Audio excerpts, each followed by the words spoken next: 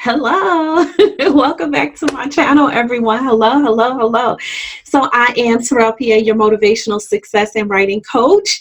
I am the founder of Terrell Renee Consulting, where I help purpose-driven entrepreneurs create more income, impact, and visibility online by creating your signature service. I am also the founder of Taz Publishing, where I help authors, coaches, and speakers to write their books and, of course, self-publish. So welcome to my channel. Some of you may notice, but I'm also the host of the TT Street Show podcast and the author of My Broken Stiletto. But today we are talking about the 5 steps to avoid when you are writing nonfiction. Okay, so as you are writing your story, these are the 5 steps that you want to avoid at all cost. Okay, so if you're like, oh my goodness, I didn't even know that there are things that I need to avoid. Well, yes, there are things that you need to avoid, okay? So that you can write a book that is sellable and also so that you don't waste your time, okay? So grab a paper and pen because we're going to get started, okay? So are you ready? Here we go. Number 1. If you are writing nonfiction, the number 1 thing, and this is not in any kind of particular order, so I'm just going to say, for me, it's going to be number 1. I'm going to go in chronological order, okay? Number 1, most authors, okay, or aspiring authors do not create a support team, okay? So listen to me, people. This is super duper important, okay? Why?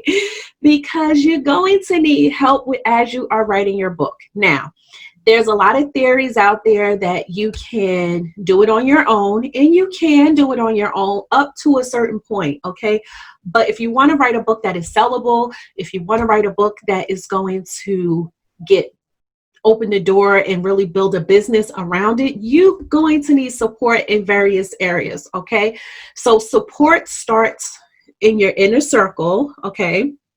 Meaning in your household, okay? You need to let your people know, whoever that is, that you are writing a book. Why? And we'll get into that when we get into number 2, but you need to let them know that, listen, I am writing a book and I need you to support me as I'm writing my book, whatever that may look like for you, okay? The other type of support that you will need is not just in your inner circle, but you will need support on your outer circle, right? So that means building out a team of professionals that can help you in areas that you may not be strong in. Well, Terrell, what do you mean? Well, this is what I mean. If you're not a designer, you're going to need someone to design your book, right? So you want to build out some people on your team that's going to support your vision, that's going to support your goals, and support your purpose, the impact that you want to make, okay? So something that is going to help build your whole spectrum of your book, not just one area, okay? So you need that support on both ends. You want to make sure you have people in your corner that is going to help build out your book so that it's professional. You're going to need a professional editor. You're going to need a professional book, right? You can do these things on your own. I don't recommend it. I say you should build out a team of professionals so that you know that your book is in the market and that it is not just collecting dust, right? We don't want that. We want it to sell, okay? So you want to build out a support team. You want to let the people in your inner circle know, hey husband, hey boyfriend, girlfriend, mom, dad, sister, son, whoever, I'm writing a book and I may need you to support me along the process, okay? So this brings me to my number 2, okay? Most authors, okay, they do not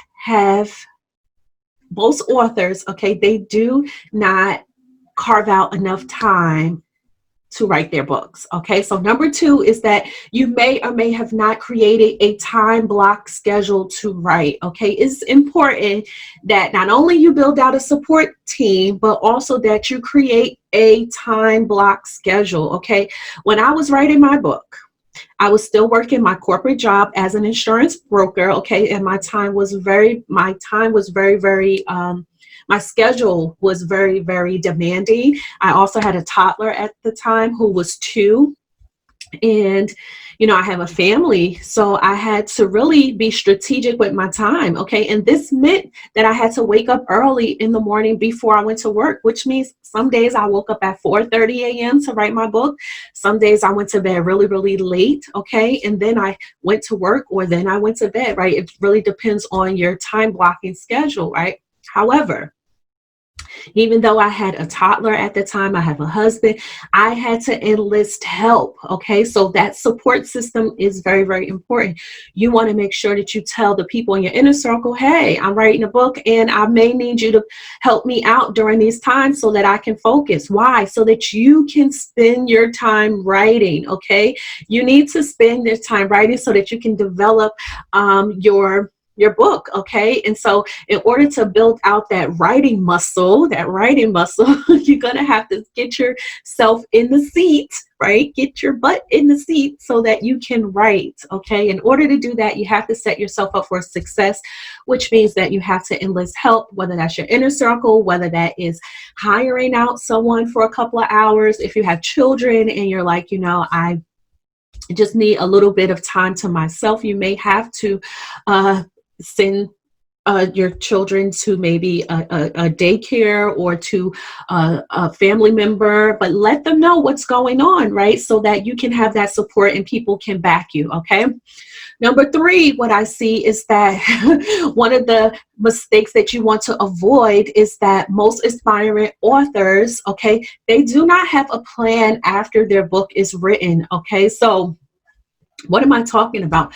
I'm talking about your marketing strategy, right? So what else are you selling that's going to be supporting your book? These are things that you want to start working out before your book is even written, okay? So there's a process to the whole, writing a book, right? Your book is a business. And this is what I teach my clients, right? When my clients come to me, usually they're stuck and they're trying to figure out what their next step should be. They could be unorganized. And what I do is I look at your overall plan, not just your book, but where you're going with your book, right? What does that look like? Okay.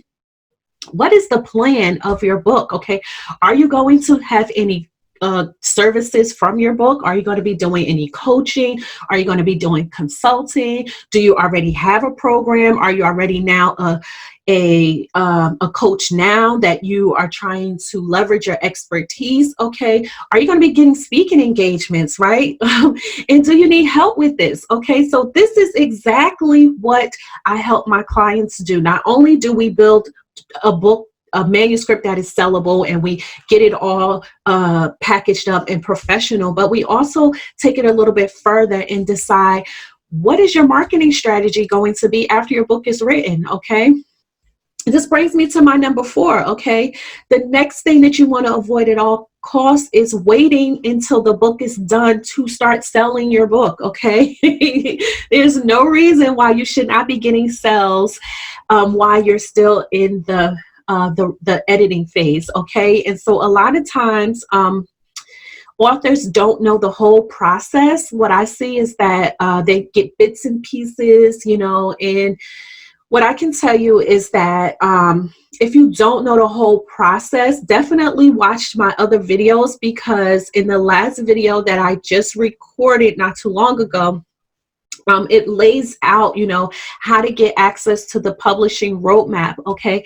And so, excuse me, that is the process that will walk you through, from point A to point B so that you are not stuck, okay? So you want to not wait until the book is done to start focusing on marketing and to start selling your book, okay? And this is something that I work very closely with my clients with. Once they are, usually when they're inside of the Writer's Concierge Blueprint, which is one of my signature services where I help writers to write their manuscripts and get them done within 8 weeks. You pick a roadmap to which way you are going, whether that's traditional, non-traditional, or hiring a hybrid publisher. We work out all of those kinks in there, get you unstuck and organized, build out your foundation of your book, which is your blueprint, okay? And then we start building out certain parts of that, which goes into the marketing strategy of, building out your book launch strategy, building out your content strategy, so that you're getting sales as your book is planned out. Okay, so there's no reason to wait until your book is done. And these are things that you want to avoid. Why? Because if you wait until the end, it's going to be a lot harder to start getting people to build up that to build up that energy around your book, right? So you want to do that throughout the process. Okay, so the next thing that you want to avoid at all costs, of what I see, is that most aspiring authors just don't have a budget for marketing. Okay, and I know when we start talking about money, that could be a little bit, daunting and confusing, but I want to leave you with a couple of things today. Okay, so you have to decide, what are you going to do yourself, and what are you going to outsource? Okay, so what do I mean by outsource? Meaning that you need to know what your strengths are, what your weaknesses are, what your capabilities are, and what you just don't know. Okay, those are the areas that you want to hire out, right? You want to outsource that out. Okay, so if you know that you don't know anything about designing, okay, if you know that I tell all my authors, you should have a professional editor. I have an editor on my team inside my publishing company, and we work together, right? 2 eyes is better than 1. That's what I tell my clients. Okay, and so you want to make sure that you have a budget for that, right? You don't want to wait until the last end of that and be surprised, right? So this is what we work through inside of the Writer's Concierge Blueprint. You actually get to know, how much should you be charging for an editor, and how much should I be charging for my book cover design? Is this applicable? And what do the numbers really look like, right? You want to be prepared. So that's something that I help my clients to do, is to be prepared with the numbers, so you know upfront, what is it going to cost to get your book done? Okay, but also the flip side of that is that what we work on is really understanding the return on investment, right? And what that looks like, and not being afraid to really figure out how to leverage your book so that you can quadruple your sales, right? And so, when you're talking about having a budget for your marketing, you don't want to wait into the last minute. You want to know, okay, what is the process going to be like for me to self-publish this? And excuse me, what do I need to spend a little bit more money on? And, what are the areas that I should not cut cost on? Because quite frankly, what I will say, and what I know to be true, is that if you cut costs in certain areas, that can cause your book to really flop, right? So if you don't get it professionally edited, if your cover doesn't make sense, if it's too long, if you have too much wording on your cover, and if it does not make sense to your overall brand, and if you haven't done really the market research to really understand where your book fits in, then it will not sell the way that it should. Okay, so you want to know what your marketing budget is, but you also want to understand that there is a return on investment, and you should be comfortable with putting in the money for your book. So when I was writing my book, I made a conscious effort to say, by any means necessary, I know that my book is bigger than me. I know I have a message. I cannot hold it hostage. People need what I have. And so I had to pull money from certain areas in order to get it done, because I wanted it to be done correctly, right? And so when it's done correctly, you know that you can now leverage that and take it to organizations and get bulk book orders and make that over and over again. Okay, so don't let cost stop you from writing your book. Just know, what can you do yourself, what can you outsource, and how can you make it look the most professional so that you can get a return on your investment. Okay, now of course I do have a bonus tip for you.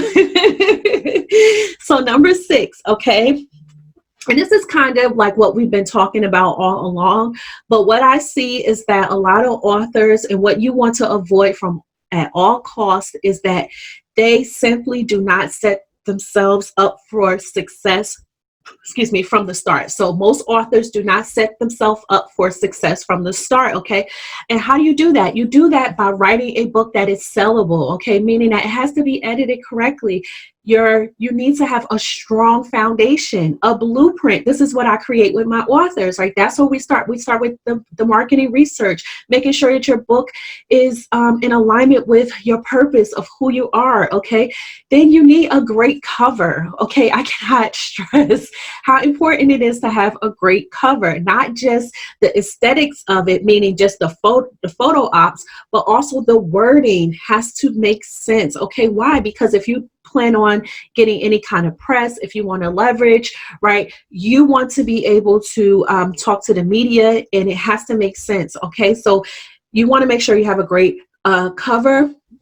You want to make sure that it is edited professionally and so forth. Okay, so do not fall into these pit holes, okay? And I have one more bonus tip for you, okay? So the last tip that I have for you is that by any means necessary, okay, you want to make sure that you treat your book like a business, because what I see is that most authors do not treat their books like a business from the beginning, okay? And so a lot of times what's happening is that they simply just don't fully understand that you can monetize your book in many ways, okay? Into more money and making more impact, okay? So again, I'm going to quickly just run through the 7 steps to avoid at all costs, okay? Number 1 is that most expiring authors do not create a support team, okay? Number 2 is that most authors, they don't create a time schedule block. So you haven't blocked out enough time to work on your writing muscle. Okay. Number 3 is that they don't have a plan for after their book is written. What are you doing next? Okay. What is the next phase for you? Okay. Your book is just the beginning. Okay. And you want to really, really understand that. Okay. Number 4 is that you don't want to wait until your book is complete in order to start selling it, okay? Marketing starts way before the book is even written, okay? And this is something that I help my clients to do, okay? Number 5 is that they don't have a budget for marketing, okay? And, you have to change that mindset of not having a budget to creating a budget, okay? So you will have to figure out, how can I create this money for my book, because people need what I have. My story is important and I have to figure it out, okay? Number 6, the bonus tip, okay, is that many authors just don't set themselves up for success from the start, okay? Meaning that they're not writing a book that is sellable, they're not getting the support, they're writing a book that's not edited professionally, the cover looks horrible, okay? And these are the pitfalls that you want to avoid, okay? And number 7, my last bonus tip, okay, is that they simply just don't treat their book like a business, okay? And so these are the things that you want to avoid at all costs, okay?